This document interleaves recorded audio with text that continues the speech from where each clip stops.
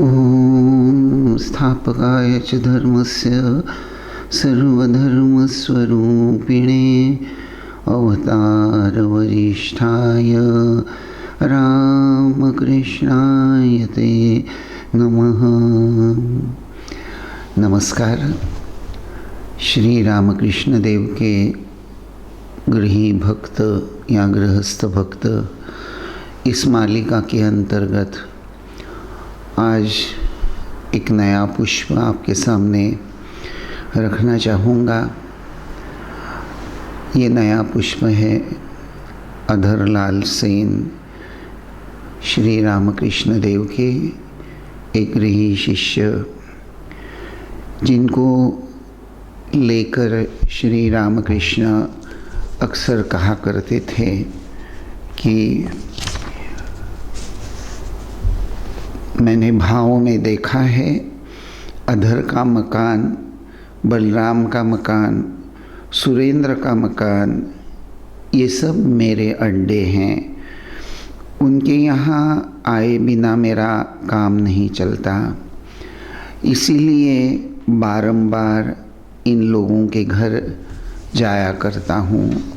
तो ये श्री रामकृष्ण देव के अपने श्रीमुख से आए हुए शब्द हैं जो उन्होंने मास्टर महेंद्रनाथ गुप्त को कहे थे, और सत्य ही है। अधर सेन जिनके घर में श्री रामकृष्ण कहते हैं कि मेरा अड्डा है, कितनी बार गए हैं उसकी वैसे कोई ठीक संख्या ज्ञात नहीं है, लेकिन अधरलाल सेन, उनका जन्म 2 मार्च 1855 में हुआ था और बचपन से ही वे अद्भुत प्रज्ञावान थे, बहुत मेधावी बालक थे। जब वह अपनी पढ़ाई कर रहे थे, लगभग 19 साल की उस उम्र में, अक्सर एक 19 साल का युवक जिस कदर अपने जीवन के मधुर सपने देखता है, ठीक कुछ उसी तरह अधर सेन उस वक्त सपने देखते थे, देखते होंगे, क्योंकि ऐसा उनके चरित्र में एक वर्णन आता है कि उनका झुकाव कुछ कवि की तरफ था। उनके अंतःकरण में कविता बनाने की एक अपूर्व क्षमता दिखाई देती है। जब वे 19 साल के ही थे तो उनके 2 कविता संग्रह प्रकाशित हो गए थे, ललिता सुंदरी एवं मेनका। उसके बाद लगभग 3 साल के बाद वे पदवीधर हो गए और नलिनी व कुसुम कानन ऐसे और 2 संग्रह भी प्रकाशित हो गए। अधर सेन इतने बुद्धिमान थे कि इंग्रजी साहित्य में उस समय जो डफ शिष्यवृत्ति थी वह उनको प्राप्त हो गई थी। भारत के तत्कालीन गवर्नर लॉर्ड लिटन, इनके द्वारा लिखा गया द वॉर्डरर, इस किताब का बंगाली अनुवाद लिटनियन इस नाम से उन्होंने 1880 में किया था, जिसका प्रकाशन भी हो गया था। वैसे वे कलकत्ते का जो साहित्यिक मंडल था, एक तरह से साहित्य में रस रखने वाले, साहित्य के जानकार ऐसे जो लोग थे, उनमें अधर से नए होते हुए भी, नवोदित होते हुए भी वे बहुत पॉपुलर थे। 10 फरवरी 1879 में पूर्व बंगाल के चितगांव, अब जो बांग्लादेश में चला गया है, वहाँ उनकी डेप्यूटी मैजिस्ट्रेट के पद पर नियुक्ति हो गई और वे वरिष्ठ शासकीय अधिकारी बन गए तब उनकी उम्र लगभग जस्ट 24 ईयर्स ओल्ड, 24 साल की उम्र। 2 मार्च 1881 रॉयल एशियाटिक सोसाइटी के सामने उन्होंने अपना एक प्रबंध सीता कुंड और वहाँ का मंदिर इस शीर्षक के अंदर ये जो चितगांव उसके आसपास के सौंदर्य स्थल सरिता पर्वतराजी इन सभी को लेकर उन्होंने बड़ा सुंदर वर्णन किया था। और उसी का जो प्रबंध है जिसका नाम सीता कुंड और वहाँ के मंदिर, तो वह 2 मार्च 1881 में रॉयल एशियाटिक सोसाइटी की सभा में उन्होंने उसका वाचन किया और सभी को वो बहुत पसंद आ गए। तो इस तरह से हम देखते हैं कि अपनी साहित्य कृति एवं शासकीय पद इन दोनों के परिणाम स्वरूप कोलकाता के उच्चभ्रू समाज में उनका उठना बैठना था और उन्हीं के परिणाम स्वरूप ही कह सकते हैं कि बंकिम चंद्र चटर्जी, हरि प्रसाद शास्त्री ये उनके वर्गमित्र भी थे और उनके अच्छे परिचय भी थे। महेश चंद्र न्याय रत्न, कृष्णदास पाल ये उस ज़माने के बहुत ख्यातनाम व्यक्ति जिनके साथ अधर उम्र से छोटे होते हुए भी एक लेखक के रूप में माने जाते थे। अपने युवावस्था में कुछ थोड़े से नास्तिक से नज़र आने वाले अधरलाल सेन उस उम्र में बहुत बार होता भी है। जब यश, हर तरह से यश मनुष्य को प्राप्त होता है तो मनुष्य उसमें अपनी ही कुशलता, अपनी ही बुद्धि, उसी के आधार को मानता भी है। स्वाभाविक था कि उस 24-25 साल की उम्र में अधरलाल कुछ नास्तिक से जरूर थे, लेकिन मूलतः भक्ति ही उनका मूल स्वभाव था। उनके हृदय में ये भक्ति बड़ी ही सुंदर रूप से उनके हृदय में बसी हुई थी। कुछ वैष्णव मित्रों के संपर्क में आने के पश्चात अधर सेन ने उन्होंने श्री श्री चैतन्य चरितामृत एवं श्री चैतन्य भागवत ये जो वैष्णव संप्रदाय के जाने माने ग्रंथ हैं उनका अध्ययन प्रारंभ किया। उसी समय अधरलाल सेन इंडियन मिरर एवं सुलभ समाचार इस वर्तमान पत्र में श्री रामकृष्ण देव के बारे में जो कुछ भी प्रकाशित हुआ था उसको पढ़कर उनके अंतःकरण में श्री रामकृष्ण देव के दर्शन की भावना, वह इच्छा बड़ी जाग उठी। हम देखते हैं कि कलकत्ता, चितगांव से कलकत्ता जब उनकी ट्रांसफ़र हो गई तो वह शुभ दिन भी आया जब अधरलाल सेन 9 मार्च 1883 को श्री रामकृष्ण देव के दर्शन के लिए दक्षिणेश्वर पहुंच गए। वचनामृत में श्री श्री रामकृष्ण कथामृत में इसका सुस्पष्ट वर्णन हमें प्राप्त होता है, जिसको थोड़ा सा हम पढ़ लेते हैं। मध्याह्न के आहार के बाद श्री रामकृष्ण ने थोड़ा सा विश्राम किया। धीरे धीरे अधर तथा अन्य भक्तगण आ पहुँचे। अधर सेन पहली बार श्री रामकृष्ण देव का दर्शन कर रहे हैं। अधर का मकान कलकत्ता बेनेटोला में है। वे डिप्टी मैजिस्ट्रेट हैं। उम्र 29 साल की। अधर ने श्री रामकृष्ण देव को प्रणाम करते हुए उनसे एक सवाल पूछा। वे कहते हैं, महाराज मुझे एक बात पूछनी है, क्या देवता के सामने बलि चढ़ाना अच्छा है? इससे तो जीव हिंसा होती है।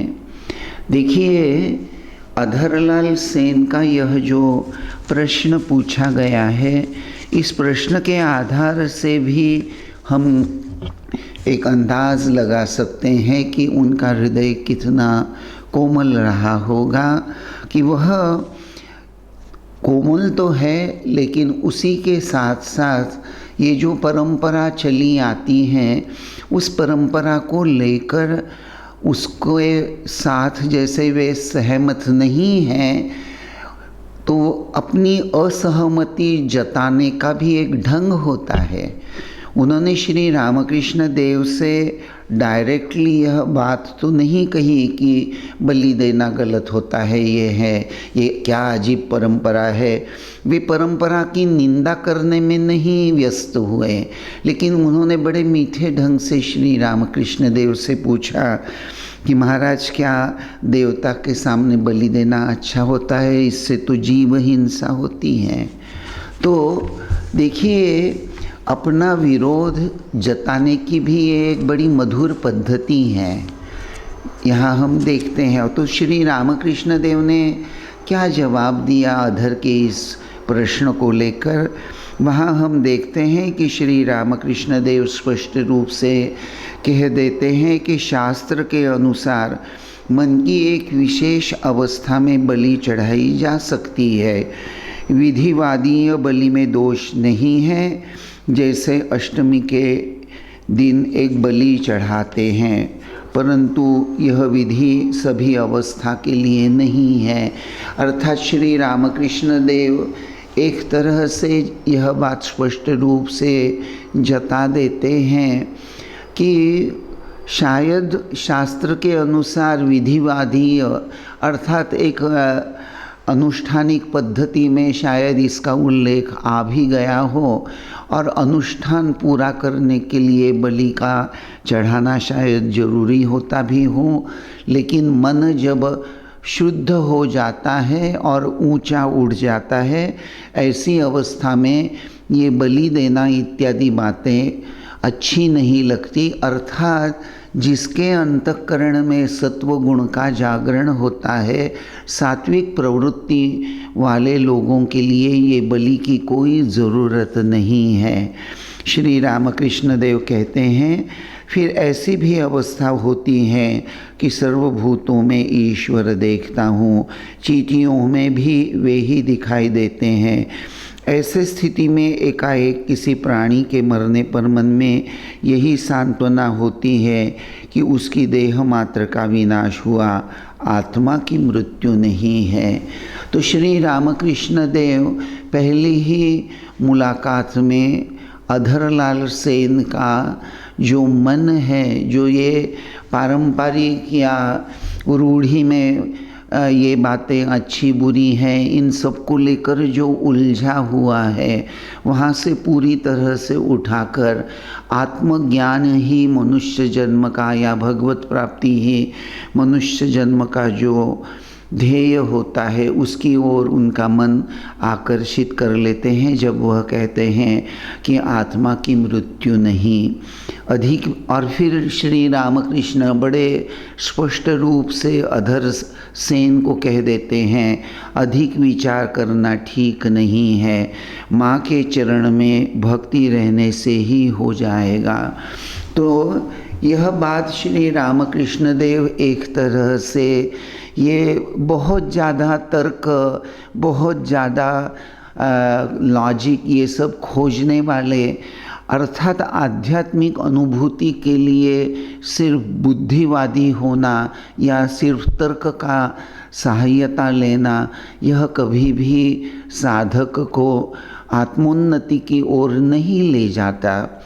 श्री रामकृष्ण देव अधर सेन को निमित्त बनाकर, जैसे हम लोगों को भी मना कर देते हैं कि अधिक विचार करना ठीक नहीं है।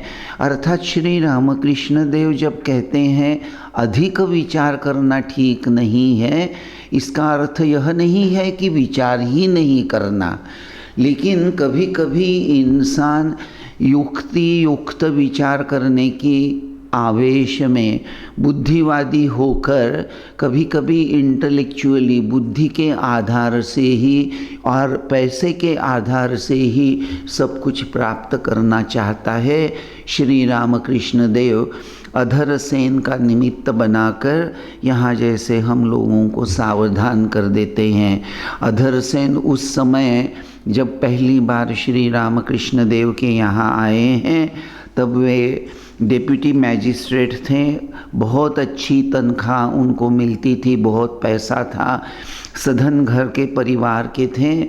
और फिर एक भक्त ने श्री रामकृष्ण देव से प्रश्न किया, ईश्वर कैसे प्राप्त होते हैं? श्री रामकृष्ण देव उत्तर देते हैं, उसी भक्ति के द्वारा। क्या ईश्वर को देखा जाता है? भक्त पूछता है, क्या ईश्वर को देखा जाता है? जवाब में श्री रामकृष्ण कहते हैं, हाँ अवश्य देखा जाता है। निराकार साकार दोनों ही देखे जाते हैं। ईश्वर ही युग युग में मनुष्य के रूप में अवतीर्ण होते हैं। तो यहाँ हम देखते हैं अधरसेन प्रथम दर्शन में ही या एक प्रकार प्रथम मुलाकात में ही श्री रामकृष्ण देव को अवतार के रूप में मान्य कर लेते हैं। और श्री रामकृष्ण भी अधर का निमित्त बनाकर जैसे अपनी ओर इशारा करते हुए ही शायद यह बात कह रहे हैं कि ईश्वर ही युग युग में मानव रूप से अवतीर्ण होते हैं। ठाकुर के प्रथम दर्शन का अधर के अंतःकरण पर बहुत ही गहरा प्रभाव हो गया। ईश्वर विषय को लेकर उनके सारे संशय दूर हो गए। श्री रामकृष्ण देव के शरणागत होकर वे शांति और आनंद के अधिकारी बन गए। यही वर्णन हमें अधरलाल सेन के चरित्र में प्राप्त होता है। श्री रामकृष्ण देव भी उनको अपना अंतरंगा भक्त इस रूप से ही जानते थे और मानते ही थे। जैसा पहले ही प्रारंभ में कहा, स्वयं श्री रामकृष्ण देव ने कहा था कि अधरलाल सेन, बलराम बसु, ये सब श्री ठाकुर की क्या हैं, उनके घर उनका ठाकुर का बैठक खाना है। ठाकुर उनके यहाँ बहुत बार गए हैं। 8 अप्रैल 1883 अधर दूसरी बार श्री रामकृष्ण देव के दर्शन के लिए आए हैं। सोबत उनके कुछ स्नेही भी आए हैं और इस तरह से श्री रामकृष्ण देव अपनी स्नेही के साथ आए हैं। तो अधरलाल सेन ये अल्पजीवी हैं, यह बात श्री रामकृष्ण देव भली भांति अपने दिव्य आध्यात्मिक दृष्टि से जान गए थे। और इसलिए दूसरी बार जब अधरसेन ठाकुर से मिलने आए थे तो ठाकुर उनको उत्तर दिशा की ओर जो बरामदा है वहाँ ले जाकर खास करके कुछ उपदेश अधरसेन को देने लगे। उन्होंने अधरसेन से कहा कि देखो अधर, तुम डेप्यूटी हो, लेकिन यह जान लो कि यह पद भी तुमको ईश्वर की कृपा से, ईश्वर की दया से ही प्राप्त हो गया है। पद में पद प्राप्त हो गया है, प्रतिष्ठा प्राप्त हो गई है, और उस नशे में ईश्वर की दया को भूलना मत। दूसरी बात, तुम यह पक्की जान कर रखो कि सभी को एक न एक दिन जाना ही पड़ता है। संसार में जब देह धारण कर मनुष्य आता है तो उसे एक न एक दिन जाना ही पड़ता है। देखिए, बड़ी अजीब सी बात है। द्वितीय दर्शन करने आए हुए अधरसेन को श्री रामकृष्ण देव इस कदर बताना शुरू कर देते हैं, क्योंकि जानते थे कि अधरसेन उन अल्पजीवी हैं। फिर श्री रामकृष्ण अधरसेन से कहते हैं कि संसार कर्म भूमि है, जीव यहाँ अपना कर्तव्य कर्म निभाने आया है। हाँ, जैसे रहने वाला है किसी खेड़े गांव का, लेकिन कलकत्ता आ जाता है किस लिए? नौकरी करने के लिए, अर्थात अपना कर्तव्य कर्म निभाने के लिए, नौकरी करने के लिए कलकत्ता चला आता है। तो ठीक उसी तरह जीव जो हैं मूलतः वह हम सब भगवान के श्री चरणों में रहने वाले हैं। तत्वतः जीव सच्चिदानंद स्वरूप हैं। अपने स्वरूप से डिग्रेड होकर, एक तरह से पतनोन्मुख होकर वह जीव रूप में इस अवनी पर आ गया है, इस संसार में आ गया है। संसार यह जीव की कर्म भूमि है और यहाँ उसको अपना कर्तव्य कर्म बजाना है, ठीक तरह से पार करना है। थोड़ा कर्माचरण बहुत आवश्यक होता है, कर्म भी करना है, कर्तव्य कर्म भी हमको जो करना है वह साधना के रूप में करना चाहिए। अधरसेन को श्री रामकृष्ण द्वितीय दर्शन में यह बात समझा रहे हैं कि कर्म भी करने हैं तो कर्म के आधार से उसको साधना के रूप में किया जा सकता है और कर्म के आधार से जीव ईश्वर के साथ जुड़ सकता है, ईश्वर का साक्षात्कार कर सकता है। सारे कर्म बहुत जितना जल्दी हो समाप्त कर लेने चाहिए। देखिए, साधना करते हुए कुछ एक तरह से सावधानता और एक दृढ़ निश्चय, दृढ़ संकल्प जरूरी होता है। साधना करने के लिए निश्चित रूप से अगर मनुष्य दृढ़ता धारण नहीं करेगा, अगर दुर्बल रहेगा, उस कमकुवत मन का रहेगा, तो उसका साधना के प्रति, साधन भजन के प्रति जो दक्षता होनी चाहिए, निष्ठा होनी चाहिए, वह नहीं रहेगी। और इसीलिए अधरलाल सेन का निमित्त बनाकर ठाकुर कह रहे हैं कि कर्म तो करने हैं, वह साधना के रूप में भी करने हैं और कर्म करते ही हमें दृढ़ प्रतिज्ञा करनी चाहिए कि हम ईश्वर प्राप्ति करके ही रहेंगे। परमेश्वर का जो नाम है, नाम रूपी जो बीज हैं, इस परमेश्वर के नाम रूपी बीज में बहुत शक्ति छुपी हुई है, बहुत शक्ति छुपी हुई रहती है। जब तक अविद्या है तब तक मनुष्य इस बात को नहीं समझ सकता। यह बीज जिसमें बहुत शक्ति होती है, ऊपर से वैसे देखा जाए तो बड़ा ही कोमल नज़र आता है। यह बीज जब अंकुरित होता है तो अंकुर भी बड़ा नाजुक होता है, लेकिन अगर ठीक ठीक निरीक्षण करें तो बहुत बार यह इस बीज से यह जो अंकुर निकल आता है, यह कठिन पाषाण को भी छेद कर वहाँ से बाहर आ जाता है। वैसे अंकुर बहुत नाजुक होता है, लेकिन इतनी शक्ति होती है कि पत्थर को भी, ज़मीन को भी भेद कर अंकुर ज़मीन से बाहर आ जाता है, ऊपर आ जाता है। तो उसी तरह श्री रामकृष्ण देव अधरलाल सेन से कहते हैं, कामिनी कांचन के सानिध्य में रहने से मन बड़ा उसके अधीन हो जाता है। इसीलिए खूब सावधान रहना चाहिए। मन को हमें हमेशा से ईश्वर के चरणों में लगाकर रखना चाहिए। प्रथम प्रारंभिक अवस्था में बहुत संघर्ष करना पड़ता है, लेकिन यह प्राथमिक संघर्ष अगर मनुष्य ठीक रूप से करता है तो बाद में उसको निश्चित रूप से पेंशन प्राप्त हो जाती है। श्री रामकृष्ण देव का समझाने का ये बड़ा सुंदर तरीका है। वह कह रहे हैं कि कामिनी कांचन में मन को, उसके संस्पर्श में मन को नहीं रखना चाहिए। संसार में रहते हुए बहुत सावधानी बरतनी चाहिए।